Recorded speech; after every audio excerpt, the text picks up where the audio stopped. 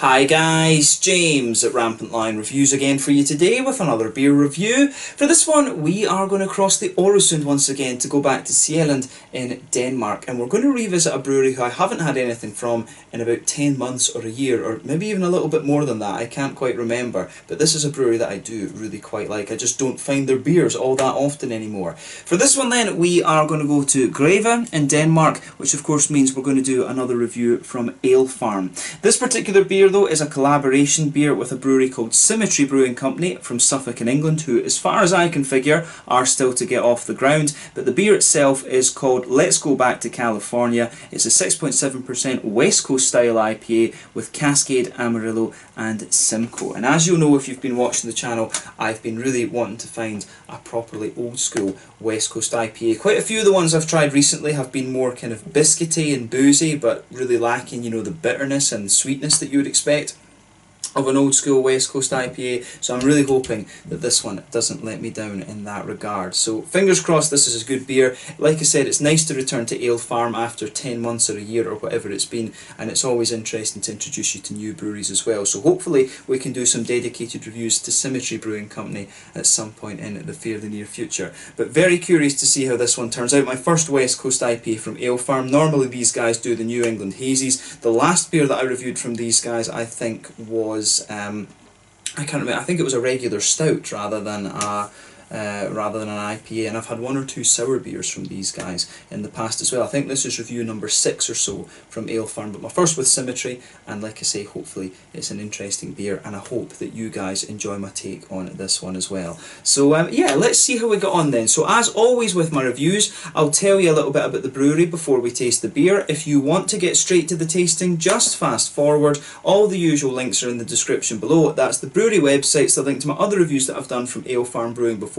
No doubt you will see some more from them in the near future. I'll put a link down there to my future reviews that hopefully I can do from Symmetry Brewing Company as well. Very first time they are being featured on the channel, as I mentioned. There's all the usual social media down there as well. If you want to see more reviews, do please consider subscribing to the channel. The whole channel of course has a geography based tagging system, so you can go into the homepage and search for beer based on country, city, state, county, prefecture, whatever it is you're interested in. Do check out the playlists of beers from different countries. There is one there for all the Danish beers that I've reviewed for it, and another one for all the English beers. This one will appear in both of those of course because it is dual nationality. And as always, please do get in touch and let me know some of the other beers and breweries that you guys would like to see me review. It's always great to hear from you guys that are watching the videos, and the support that you show the channel is hugely appreciated. So anyway, to tell you a little bit about Alefarm first off then, since these guys are the home brewery. So Alefarm is the brainchild of Andreas Skid Larsen and Kasper Tiedemann, and the company was founded back in 2015. So Andreas had been a home brewer for a while, but he also worked for a period of time as a librarian, whereas Kasper on the other hand has a very extensive background in the IT sector, and he's involved in several different companies and organisations, one of which is his own consultancy firm. So originally they based the company on a farm north of Copenhagen, hence the name Alefarm.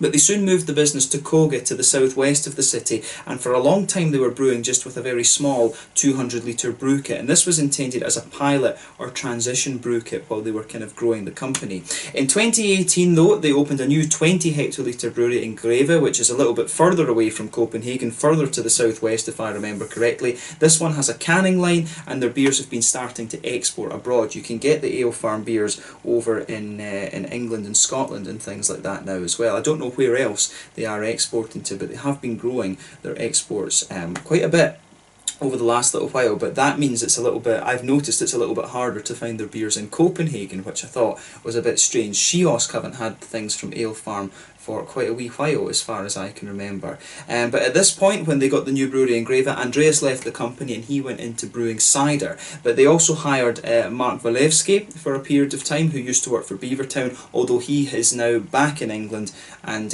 brewing with Mikkeller London. But the brewery is now run on a daily basis by Kasper along with his wife Britt, and as of May 2020, when I'm producing this review for you, they've produced around 250 different beers. So yeah, I've had some really good beers from these guys in the past. I wish I could get more Alefarm beers more often. I don't know why they're not in Kiosk. anymore. So yeah, hopefully that changes. Hopefully I can get a hold of these a little bit more easily, and yeah, maybe this, as I say, I can get them on glass banking, so maybe I need to do glass banking orders every, once every couple of 2-3 months or something like that, and get some interesting beers. But yeah, these guys have some really interesting beers in my experience. They're very good at the kind of hazy New England style of IPA, but they have been experimenting a little bit with stouts and imperial stouts and things like that too, and you will see an imperial stout reviewed in a couple of videos time, so you can look forward to that. So yeah, that's all you really need to know about Alefarm Brewing for the moment. If you want to learn more, of course, you can check out the brewery website, you can follow them on Facebook and Instagram to keep up to date with all the latest goings on, and of course you can check out the Rate Beer, Untappd and Beer Advocate pages to learn more about what these guys are doing in terms of brewing. So yeah, let's go on and talk a little bit about Symmetry Brewing Company, and this is just very short because these guys, as I say, are still kind of starting up actually. So Symmetry Brewing Company were officially registered back in 2018 by Ed Rizal, and he is still working to get the brewery kind of up and running fully, as I've said. So he holds a degree in molecular biology and biochemistry from University College London, and he also worked for Adnams Brewery from 2017 and was in charge of their barrel aging programme. But the brewery are going to be based in Raiden in Suffolk, which is just to the north of Colchester, and it's going to be based in a converted barn. So I think they are still applying for the planning permission for that. The article that I read from the local paper, I think, was from March of 2020, and of course because of this whole COVID situation, I guess nothing will have moved on that so far. So hopefully they can get the brewery up and running maybe by the end of the year or something like that, and as I said, maybe we'll be able to do some dedicated reviews to Symmetry Brewing Company at some point in the near future, although I guess you're probably more likely to hear something about this brewery from Co, because he's based in that area. So if you want to find some Suffolk beer reviews, Co is your man, so make sure you check out his channel. I'll try to remember to put the link to his channel in the video description for you below. He's got some very nicely edited together beer videos. I really like the style of things that he has. So yeah, you'll see him on the Hangouts with me and Rob and Harry and Peter and all these other guys, Craig as well. So yeah, keep an eye out for that, but do check out some of Co's beers and you'll see some of the other Suffolk beers. I guess the one that's really taken off from Suffolk at the moment, the one that's getting a lot of plaudits, is Burnt Mill, but there are other breweries, of course, doing some very interesting things there too. But that's all I'm really able to tell you about Symmetry Brewing Company for the moment. If you want to learn more about them, I'll put their Facebook link and their Instagram. I'll try and remember to put the Instagram and stuff like that in the description below as well. You can check out the brewery website, although that was just a very basic page when I checked it out as of the end of May 2020. And I'll put up the, you can check out the Rate Beer, Untappd and Beer Advocate things as well once they get started too. But yeah, that's all I'm able to tell you about them. Let's get on to the actual tasting of this beer itself then. So as you can see, the artwork on this is really very nice. There you've got the kind of iconic Californian redwood trees actually, they look very, very nice. I think you see these right next to the Golden Gate Bridge in San Francisco. There's a big, redwood forest very, very close to that from what I understand. I really need to get out to California again. I was there with my parents and stuff when I was very, very young, so I think I need to go on a little bit of a beer pilgrimage over to the American West Coast and maybe just have, I work online, so maybe I probably could get away with it, to be honest. Can maybe go out there just for a month and just explore California and move around and things like that. So yeah, this one I think will be very, very nice. There you can see on the back there is the Alefarm symbol, kind of made out to look a little bit like a barn, going back to their farm roots. And there you can see there is the symbol for Ed Rizal's company, Symmetry Brewing Company. Let's go back to California, a 6.7% West Coast IPA with Cascade, Amarillo and Simcoe. So as we know, Amarillo is that lovely big orangey hop. That was always one of my favourite hops, that big 11.11 or so percent alpha acid one. You've got Simcoe as well, which gives you that lovely softer passion fruity note. If I remember right, that's between 12 and 13%. And then the Cascade, of course, it's around 8-9% alpha acid, and that's the classic kind of bitterness one. It's got that lovely kind of slightly grapefruity, slightly red, almost reddish, berryish, fruity, figgy kind of type quality that it has. So yeah, I think this one, I'm hoping this one is properly old school with the nice kind of sweet caramelly base. As I've said, some of the other West Coast IPAs I've had recently from other breweries, they've not been caramelly enough, they've not been bitter enough. So I'm really hoping that this one lives up to that accolade. And a West Coast IPA for me should be at least 70 or 80 IBUs. I would say 70 is the minimum, to be honest with you. But I'll tell you something, there's some lovely fruits coming out of this straight away. You can smell that cascade. You can smell that lovely kind of almost figgy, berryish, red fruity sort of thing, but then with the oily grapefruit in behind it. This looks promising so far, I have to say. The colour of this one looks pretty good. So, ooh, the aroma, this is lovely. I've got a good feeling about this just going from the aroma, because you can smell some of that caramelly malt off it as soon as you open up the can. So yeah, I have a good feeling about this, but let's not speak too soon. So as you can see with this one, this has poured a lovely kind of lighter amber colour actually. You can see there's a solid 2/3 finger of a frothy, I would say kind of creamy coloured head on this one. It's not a perfect white head. There's one or two big bubbles sticking towards the side of the glass there, quite a few little ones going up towards the bottom of the head. There is a bit of a steady stream coming up from the middle of the glass actually, which is quite nice, and you can see that head is just kind of fading away a little bit as we go further down. But I have to say, this beer, it looks pretty damn good. You would expect the West Coast IPAs to have just a little bit of haze to them, but this one, you know, this one does have that tiny little bit of haze to it, and it's also pretty damn clear as well. So yeah, lovely big bubbles sticking to the side of the glass there, a few little ones going up towards the bottom of the head, and you can see the head just kind of receding away, but a very thin foamy layer. If I put the light through this one, I'd say it actually is a very bright amber, this. So yeah, I'm curious to see what this one has in terms of its malt base and things. So yeah, this one's a little bit lighter in its colour compared to what you'll get from you know, the torpedoes and the other things, if I remember rightly. But it certainly does look the part, and I think it's going to smell the part as well. So let's take a closer look at the aroma then and just see how we get on. I'm really excited for this one already, I have to say. Oh yeah, nah. It's so nostalgic, this, it really is. Honestly, if this is a proper West Coast IPA, I'll honestly just be so happy. This is it. Oh, right. So straight away with this beer, you get that sweet caramelly base. You can smell a bit of the breadiness underneath this one. It's got a little bit of that slightly brown bready quality, a little bit of a kind of white bready thing. It's almost more bread crusty, to be honest with you. It smells like a hedgehog roll, what I would call a hedgehog loaf, if you like, rather. It really just smells like that. Yeah, so you've got some lovely bready notes to this one. You really have a kind of rich, quite a rich caramel note to this one. It's got a few kind of like, you know, cookie-ish type aromas to it, a little bit of a kind of McVitie's digestive biscuity sort of thing as well, but you can smell a little bit of that lovely, sweet, oily caramel in there. I wonder if this one's got American two-row malts in it. There's just something, there's lots of different types of two-row, right enough, but there's just something about the breadiness in this beer and the way that the biscuity notes come out as well that make me wonder if it is, you know, it makes me wonder if it is a you know, if it has got some of these American two-row malts in it. It'd be interesting that, because like I say, they can get German malt, obviously. You get very good quality malt from Germany for you know, for good prices and stuff, but then of course if you want it to be truly American, you need to get some of these American two-row malts actually.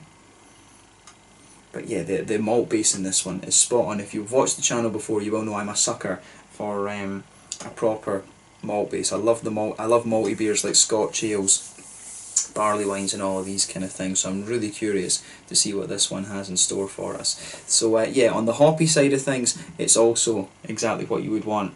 There's some nice floral aromaticity to this one there. You do get a teensy little bit of earthiness from it, and that'll be from the Cascade. The Cascade gives you a very light, almost noble-like earthiness. You can smell some nice floral qualities to this beer as well, and then around the very kind of front curve of the, sorry, around the kind of front part of the nose, I should say. I'm already kind of imagining what this beer's going to taste like. Around the kind of front of the nose, you do get some of those lighter, grassy notes. So for me, you don't get some of the slightly bigger floral notes. You do get some of it, but it's not quite as prominent. I'm finding that the green side of the hops in this one is leaning more towards the Cascade, and it's probably quite likely that the Cascade is the hop that's been added early on in the boil here, and then the other two have been added a little bit later on. But yeah, On the fruity side of things, it's what you'd expect. There's a little bit of that darker tropical fruit in there, which is the grapefruit from the Cascade. There's a little bit of the juicier kind of passion fruity note from the Simcoe, although I find that a little bit less noticeable than the oranges from the Amarillo. You've got that lovely big oily orange from the Amarillo coming out of this one, and I would definitely stick with that. The oily orange, I think, dominates the aroma here, and it mixes in with the kind of caramelly notes I was describing earlier, and you've got that just a little bit of the Cascade. It almost smells just slightly figgy for me, this beer. The more and more I drink of Cascade, the more the more and more beers that I drink with Cascade, the more I think it's a little bit of a kind of figgy note that you get out of that. But I have to say, the aroma of this one, it seems very, very straight up. It's got a very nostalgic kind of effect for me, this beer, but I think the aroma of this is really pretty spot on, actually. So as I said, very, very high hopes for this one. So I don't want to waste any more time with this. I want to actually get on and taste it, actually. This one is called the Let's Go to California, a collaboration between Alefarm from Køge, just to the southwest of Copenhagen on Sea Island in Denmark, and Symmetry Brewing, who I'm sure you'll soon see started up in Suffolk in the southeast of England. Let's get stuck into this one. 6.7% West Coast style IPA. Sláinte, skål.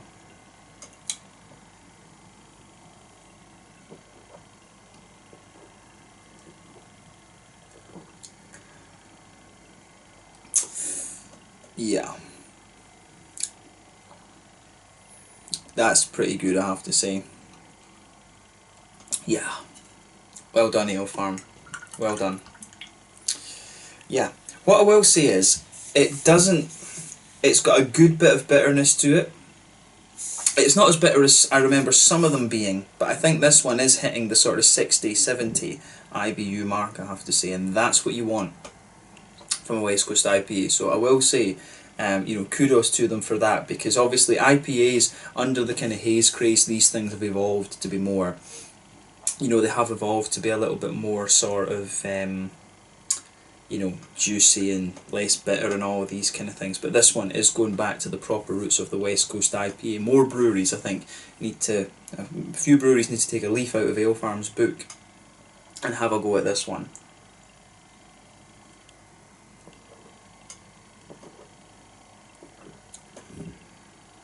It's in really good condition as well, actually. This is exactly what you want from this style. So yeah, I could tell there was just something about this. As I say, when I opened this up, I just knew this is what we wanted. Yeah, this is the kind of real deal, I think. The West Coast IPAs. Granted, it's not the biggest and booziest one you're going to come across.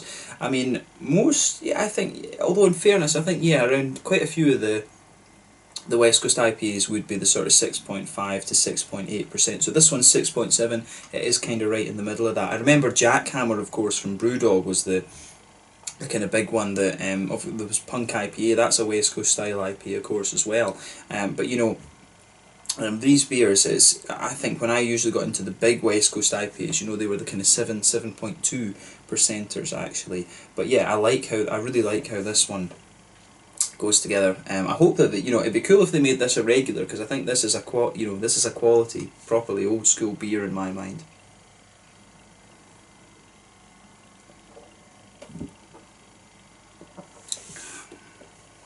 So yeah, let's break this down then.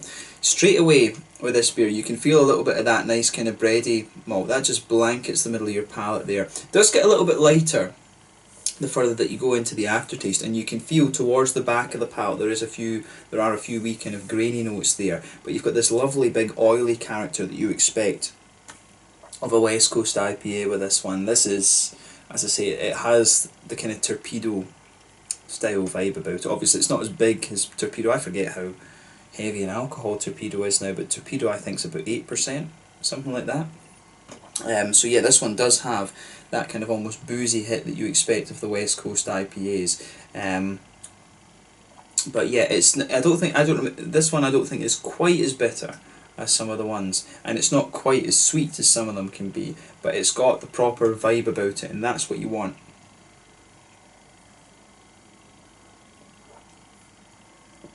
So yeah, in the middle of your palate then you can feel that sweet caramel there. I find it actually gets a little bit darker and boozier as you go further towards the back of the palate. So like I say, back of the palate seems to have a little bit more kind of graininess to it.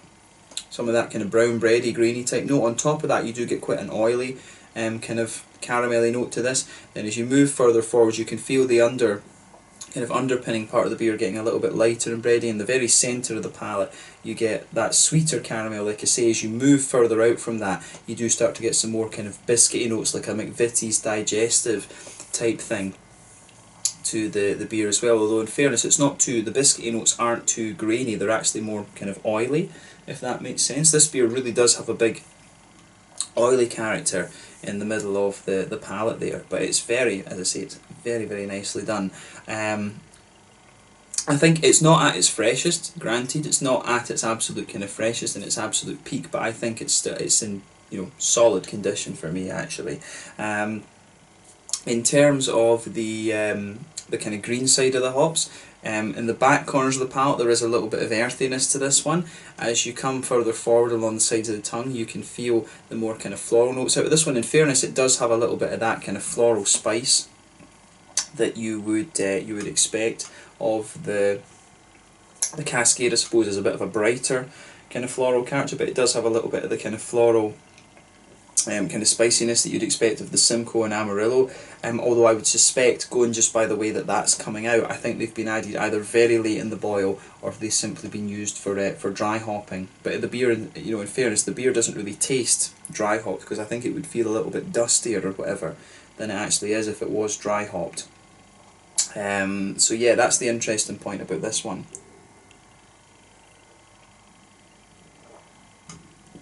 Got a feeling that the Simcoe and the Amarillo have probably been added in the last half hour of the boil or so with this one. That's the other thing that can affect your colour, of course. It's the types of malts that you use, and it's also how long the boil is, because the longer you boil, the more caramelised the sugars get, and that will, to a degree, affect the colour of the beer that you produce.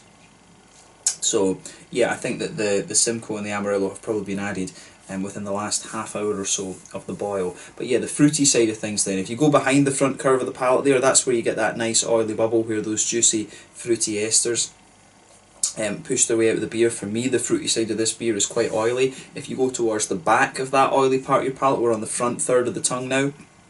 So if you go towards the back of that, you get a little bit of the darker grapefruity notes that you expect of the Cascade. As you come further forward from that, you will get a little bit of the passion fruity notes that you expect of the Simcoe, and those are kind of mixing together. But then as you reach the kind of front half of that front third of your tongue, the front sixth of your tongue almost, if you want to say, that's when you get the nice big oily Amarillo notes coming out of this one. It's a hop, you know, Amarillo is a beautiful hop, I think. I love the big oily orange notes that it's had, but it seems to have been seems to be looked over these days in favour of Mosaic. And then you've got the likes of Azaka, you've got Sabro as well as an orangey hop these days. You've also got, you know, Mandarin of Bavaria, you've got Waiti, you also have Pacifica from New Zealand. So Amarillo, not many breweries I think are using Amarillo that much these days, which is a shame.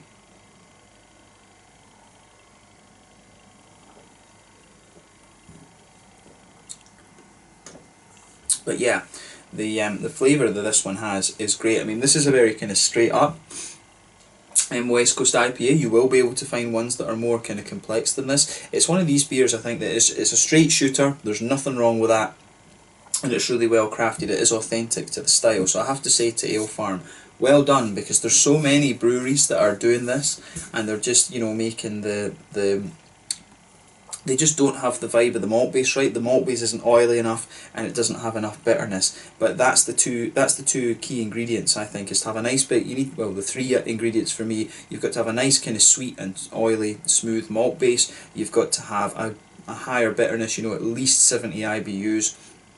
And you've also got to have some of that nice big oily fruity character as well. So yeah, they've got all three of the main things right for me in this West Coast IPA. So I hope that this is one that does become a bit of a mainstay, because this one, it does the main thing I think that a lot of the ones I've noticed recently is the malt base is quite biscuity, and it's the bitterness. They do lack the kind of bitterness actually. This one is properly old school, and it would, you know, it stands up fairly well against the, you know, the Sierra Nevada Pale, the Torpedo, you know, the stone IPAs and things like that. It is very, very much in that sort of bracket of flavour profile, and that's what you want. So yeah, I like that about this beer, and I certainly wouldn't hesitate to drink this again. I hope that I can find this on tap somewhere in Copenhagen and try it there. But yeah, in terms of the mouthfeel then,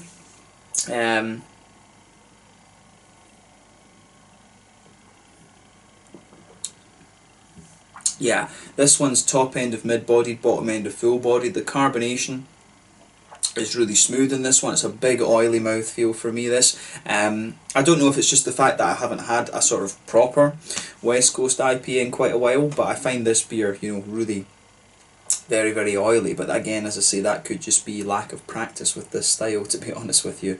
But yeah, this one I think has the proper oiliness that you would want from this style.